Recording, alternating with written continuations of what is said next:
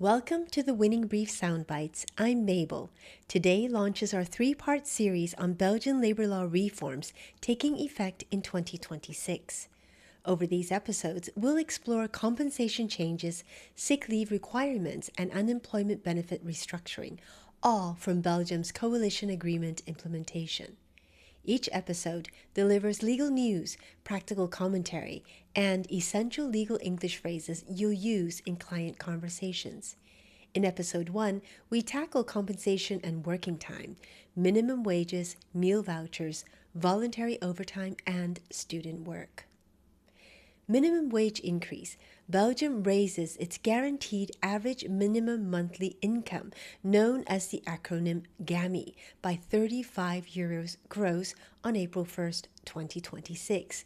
A second €35 increase follows in 2028. The government compensates employers through reduced Social Security contributions. Meal voucher maximum. From January 1st, 2026, the maximum employer contribution increases from €6.91 to €8.91 per meal voucher. Combined with the employee's €1.09 contribution, total voucher value reaches €10. Employers paying the maximum can deduct €4 per voucher as a business expense. Voluntary overtime unification. Effective April 1st, 2026, Belgium unifies voluntary overtime rules across all sectors at 360 hours annually. The hospitality sector receives 450 hours. For the first 240 hours, 360 in hospitality, wages are paid gross equals net, exempt from taxes and Social Security contributions. Student work age reduction. The minimum student work age drops to 15 years on January 1st, 2026, removing the previous requirement to have completed compulsory full-time education.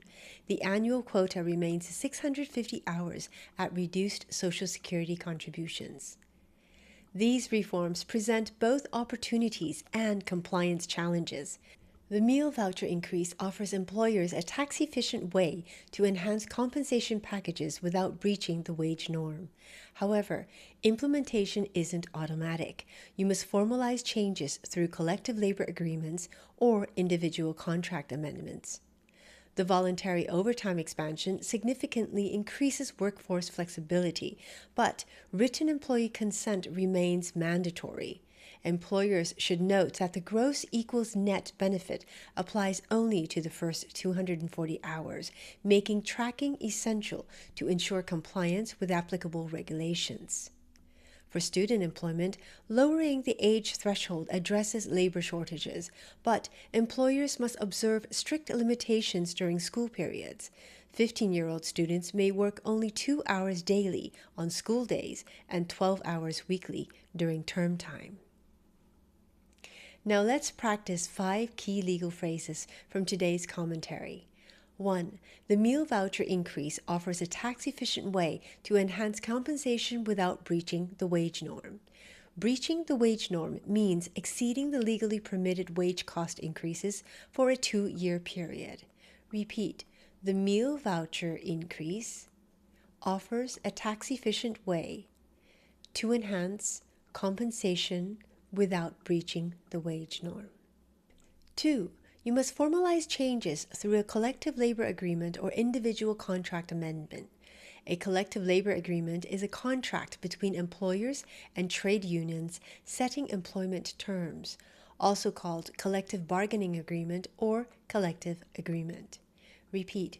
You must formalize changes through a collective labor agreement or individual contract amendment.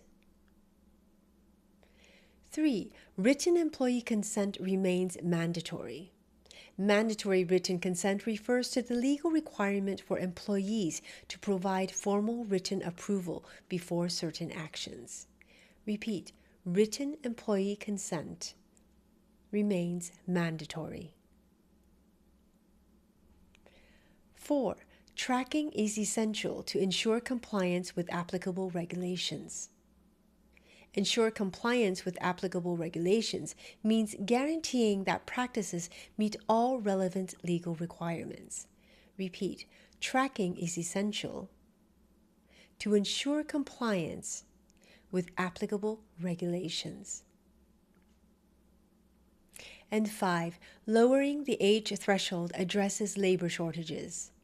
Address labor shortages describes taking targeted measures to reduce the gap between available workers and open positions in the market. Repeat, lowering the age threshold addresses labor shortages. Fantastic. Now listen back, repeat the phrases aloud, and you'll find them coming naturally in your next client conversation. Next episode, sick leave and reintegration reforms. Thank you for learning with the Winning Brief Soundbites. My work focuses on helping lawyers succeed in cross-border and EU-level legal environments where English isn't optional, it's strategic. You can learn more at thewinningbrief.eu.